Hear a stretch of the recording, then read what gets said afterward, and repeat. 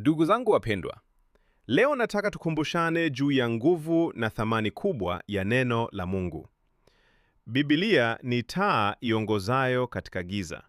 Kama Zaburi 119 aya 1 na 5 inavyosema, neno lako ni taa ya miguu yangu, ni mwanga wa njia yangu. Tunaposoma neno la Mungu, linatupa faraja wakati wa huzuni, linatupa nguvu tunapodhoofika, na linatufundisha njia ya kweli tunayotakiwa kutembea.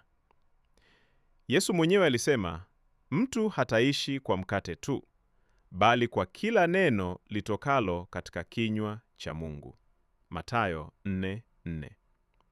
Hii inatuonyesha kwamba maisha yetu ya rohoni hayawezi kuendelea bila kujazwa daima na neno la Mungu. Ndugu yangu, nakukumbusha leo kwamba kusoma na kutafakari neno la Mungu ni jambo la maana sana litakalo kusaidia kukua katika imani na kupata amani ya kudumu. Ujumbe mkuu.